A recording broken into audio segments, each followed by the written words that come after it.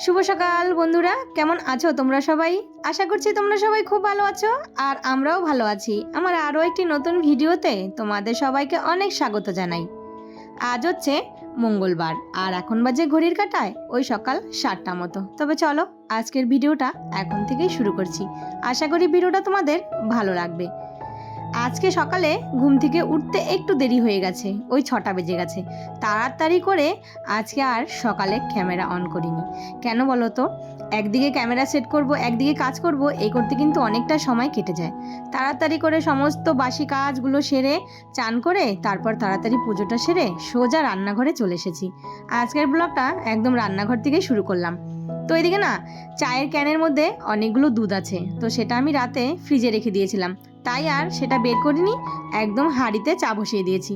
ওই যে ছোট্ট একটা হাঁড়ি আছে সেটাতেই আজকে চা করলাম। হাঁড়িতে আমি অবশ্য চা করি না, কিন্তু এই যে সময় বিশেষ যখন জিনিসটা আটকা থাকে তখন আবার এই যে করতে হয়। তো তাড়াতাড়ি করে চাটা করে ছেলেকে দিয়ে দিয়েছি। ছেলে খেয়ে চলে গেছে টিউশন, ওর আবার 7টার পরেই টিউশন আছে। তো তাড়াতাড়ি করে চলে গেল। আর এইদিকে আমি দেরি না করে একদম সোজা হাজব্যান্ডের টিফিনটা করতে লেগে পড়েছি। এদিকে আজকে তো নিরামিষ, মঙ্গলবার, তার জন্য সমস্ত সবজি দিয়ে একটা নিরামিষ তরকারি করেছি আর এই যে রুটি। কয়েকদিন থেকে গরম জল দিয়ে রুটিটা করছি, তার জন্য কিন্তু এত সুন্দর রুটিটা নরম হচ্ছে না, একদম মানে তুলো নরম হয়ে গেছে। আর হাজবেন্ডও বলে যে রোজ কিন্তু এইভাবেই রুটি করবে, তাহলে খেতে ভালো লাগে। তারপর এই যে টিফিনটা করে 1 কাপ চা করে নিয়ে আগে খেয়ে নিলাম। আমি তো আবার লিকার চা খাচ্ছি কয়দিন থেকে, আর একটু মুড়ি। তো কালকে তো খাওয়া হয়নি, জানো তো, কালকে সারাদিনে শুধু একবার ওই দুপুরে যে সাবু মাখাটা খেয়েছিলাম সেটাই, আর কিন্তু রাতে কিছুই খাইনি, আর খিদেও পাচ্ছিল না। কিন্তু আজকে ঘুম থেকে উঠে এই যে কাজ করছি না, প্রচণ্ড খিদে পেয়ে গেছে, মনে হচ্ছে তাড়াতাড়ি করে রান্না করে একটু ভাত খাই। রাতে যে সাবুটা রেখেছিলাম সেটা আর খাওয়া হয়নি, মানে একদম খেতেই ইচ্ছে হচ্ছিল না, এর জন্য আর খাইনি, সেটা এই যে নষ্ট হয়ে গেছে, ফেলে দিয়েছি। আজকে তো মঙ্গলবার, নিরামিষ করতে হবে, তার জন্য ভাবলাম যে কালকে হাজবেন্ড মাসকাবারি বাজার তুলেছে, তো সেটা তোমাদের সঙ্গে পরে শেয়ার করব। এনেছে এই যে দেখো মাসকালাইয়ের ডাল, তো বললো আজকে লাউ দিয়ে মাসকালাইয়ের ডাল করো আর হচ্ছে সাথে একটা সবজি করো আর ভাজাভুজি। তো এদিকে ডালটা আমি না ভালো করে ভেজে তারপর এখন এই যে একটু পাটায় ঘষে নিলাম। পাটা তো না কুলোতে, কেন বলো তো, এই যে কালো কালো চোচাগুলো না ওঠার জন্য, কিন্তু এতটুকু চোচা একটুও পরিষ্কার হয়নি, যেমনটা তেমনই রয়ে গেছে। আর এইভাবে রান্না করলে কিন্তু ডালটা না একটু কালো কালো হয় দেখতে। ওইদিকে কিন্তু ভাতও বসিয়ে দিয়েছি। ডালটা প্রেসারে দিয়ে এই যে বসে পড়লাম সবজি কাটতে। আজকে লাউ দিয়ে ডালের বড়া করে একটু তরকারি করব, আর সাথে করব হচ্ছে এই যে লাউ দিয়ে তোমার মাসকালাইয়ের ডাল, আর না মিষ্টি কুমড়ো আছে, আর তোমার ওই যে করলা দিয়ে একটা ভাজি করব। সবজিগুলো কাটতে কাটতে কিছু কমেন্টের রিপ্লাই দিচ্ছি। কালকে একজন দিদিভাইকে কমেন্ট করেছিলাম যে তোমার নামটা জানাতে, তো দিদিভাই কমেন্ট করে জানিয়েছে তার নাম হচ্ছে রোমা। আর সে লিখেছে, এত সুন্দর একটা কমেন্ট করেছে, সেই কমেন্টটা না রাত্রে যখন আমি দেখেছি, সত্যি বললাম মানে আমার মনটা একদম ছুঁয়ে গেছে। কি লিখেছে তোমাদেরকে শোনাচ্ছি।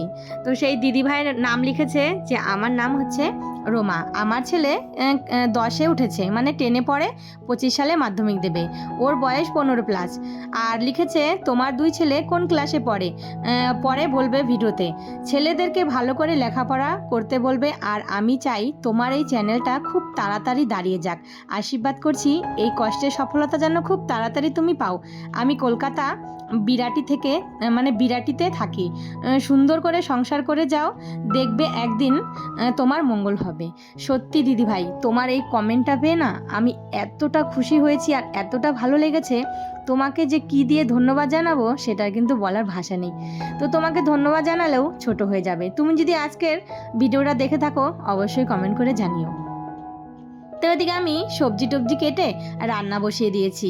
আর আমার 2 ছেলে, আমার বড় ছেলে পড়ে হচ্ছে ক্লাস 9-এ আর ছোট ছেলে পড়ে ক্লাস 3-তে।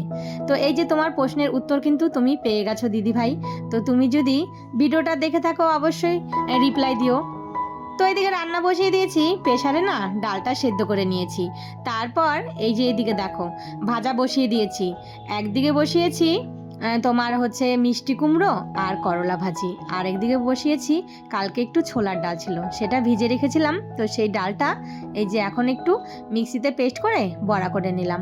আর জানো তো ওই যে লঙ্কা মানে পেস্টটা শেষ হয়ে গেছিলো, সেটাও একটু পেস্ট করে ফ্রিজে রেখে দিলাম।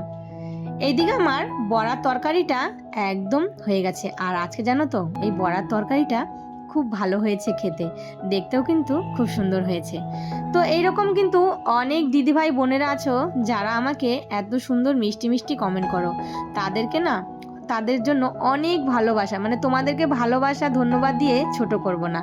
তো এইভাবেই না তোমরা সবাই আমার পাশে থেকো আর আমাকে সাপোর্ট করো। এইদিকে আমার রান্না বান্না কিন্তু হয়ে গেছে। তো রান্নার পরে যেই কাজগুলো থাকে সেটা হচ্ছে এই যে গ্যাসটা পরিষ্কার করা, রান্নাঘরগুলো পরিষ্কার করা।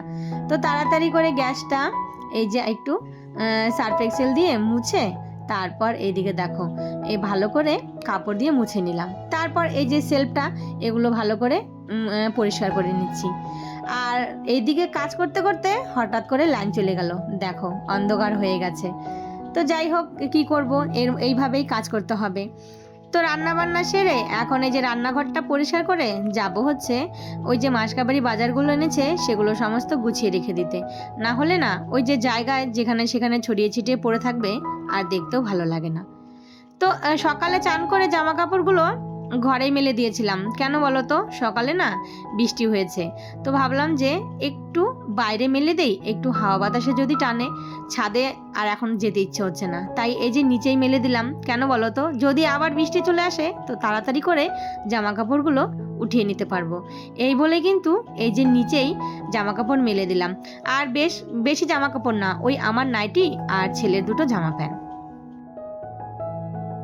এইদিকে হাজবেন্ড এই যে দেখো সমস্ত মাসকাবাড়ি বাজারগুলো তুলে এনেছে। তো মুড়িটা এনেছিল, মুড়িটা না কালকে রাতেই আমি কৌটোতে ঢেলে রেখেছি, না হলে মুড়িটা মানে শুকিয়ে যাবে আর ভালো লাগবে না খেতে।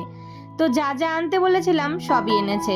এখানে আটাটাও নিয়ে এসেছে, আর এই যে তেলের প্যাকেট, তারপরে বাচ্চাদের জন্য ম্যাগি, চাউমিনের প্যাকেট, সার্ফ, মানে মাথায় দেওয়ার তেল, শ্যাম্পু, যা যা লাগে সব কিছু।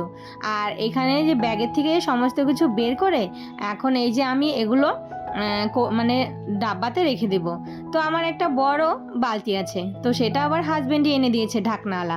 তো এগুলো রাখার জন্য অনেক কৌটো আছে জানো তো, বড় বড়। তো সেই সমস্ত কৌটোগুলো আমি এই যে মাসকাবাড়ি বাজারগুলো সুন্দর করে গুছিয়ে রেখে দিই। তো এই যে বড় বালতিতে রেখে দিলে না আমার একদম বের করতে সুবিধা হয়, তাই আমি এই যে দুটো কৌটো নিয়ে আসলাম। একটাতে এই যে ডাল, চিনি, তারপরে তেলের কৌটোগুলো, আর এই যে ম্যাগি ট্যাগিগুলো আলাদা রাখলাম। আর জানো তো বিস্কুট আনেনি, বিস্কুট ঘরে অনেক আছে, ওই যে সেদিন টোস্ট এনেছে, আবার 2 প্যাকেট বিস্কুট রয়ে গেছে। আর এর মধ্যে জানো তো অনেক কিছু আমার বেঁচে গেছে, মানে আগের মাসে। তো প্রত্যেক মাসে না এইভাবে যদি বাজার করা হয় না, অনেক কিছু জানো তো বেঁচে যায়। তো মধ্যবিত্ত ঘরের বউ হয়ে একটু যদি মাসের প্রথম দিকে হিসেব করে চলি, তাহলে কিন্তু মাসের শেষটা খুব সুন্দরভাবে কেটে যায়।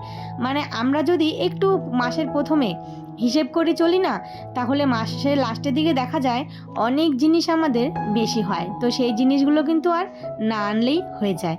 এই দিকে দেখো ছেলের জন্য পাঁপড় আনতে বলেছিলাম, ছেলের আবার ডালের সঙ্গে একটু পাঁপড় লাগে। আর এই যে ছোলা এনেছে, সকালে খাওয়া হয়। সয়াবিনটাও এনেছে, সয়াবিনটা আবার মানে প্যাকেট করাই খোলা বিক্রি হয়।